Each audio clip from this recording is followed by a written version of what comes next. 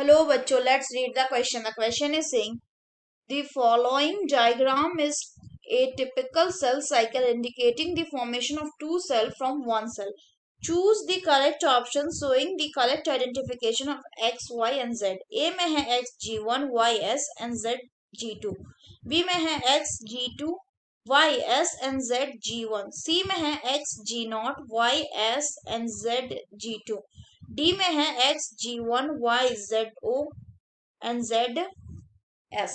तो आइए देखते हैं हम इसका की कंसेप्ट। तो अगर हम बात करें इसके की कंसेप्ट की, तो इसका की कंसेप्ट हो जाएगा सेल साइकिल। तो अगर हम सेल साइकिल की बात करें तो ये जो सेल साइकिल है ये मेनली डिवाइडेड होते हैं इन दो फेज में। एक होता है आपका इंटरफेज एंड दूसरा होता है आपका एम फेज, जिसको क्या कहते हैं, जिसको कहा जाता है माइटोसिस फेज। ये जो इंटरफेज है इसको क्या कहते हैं, it is also called as the resting phase. It is also called as the resting phase. पहले बोला जाता था क्योंकि इसमें कोई apparent activity related to the cell division नहीं होता है। तो ये जनरली कैसा है, this is the non dividing stage of cell, non dividing stage of the cell. Next है आपका माइटोसिस फेज।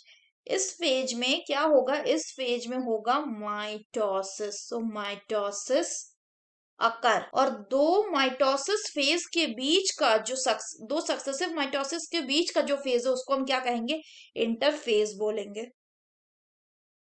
और ये जो इंटरफेज होता है ये किसमें, किसी भी सेल में मोर देन 95% होता है। क्या होता है, इट इज मोर देन 95%। वहीं अगर हम एम फेज की बात करें तो ये शुरू होगा किससे, it starts with the nuclear division, जिसको कहते हैं कैरियोकाइनेसिस।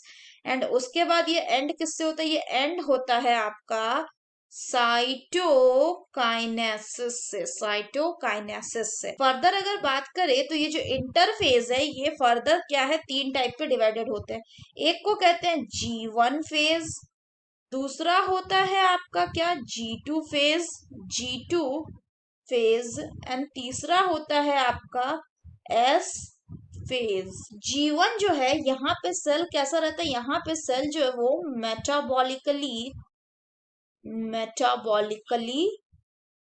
एक्टिव रहता है, मेटाबॉलिकली एक्टिव रहता है और ये कंटिन्यूअसली ग्रो करता है, but it does not replicate इस डीएनए। जबकि जो एस फेज है इसमें क्या होगा, इसमें डीएनए का रेप्लिकेशन होगा, डीएनए रेप्लिकेशन विल अकर। तो इस टाइम पे जो डीएनए है वो डबल हो जाता है।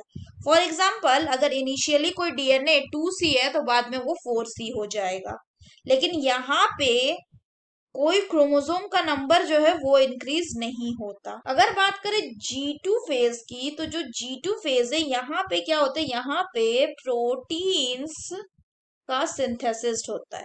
सो प्रोटीन्स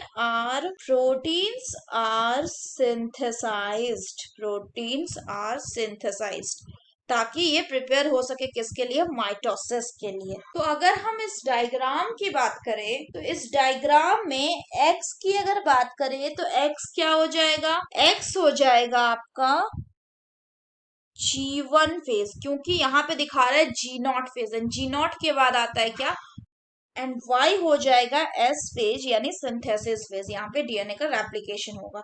एंड Z हो जाएगा G2 फेज, यहाँ पे प्रोटीन का सिंथेसिस होगा और सेल खुद को प्रिपेयर करेगा किसके लिए, M फेज में जाने के लिए। सो X will be G1, Y will be S and Z will be G2. The correct option will be option A. So that's all for the question, bachcho. Hope you understood it well. Best of luck.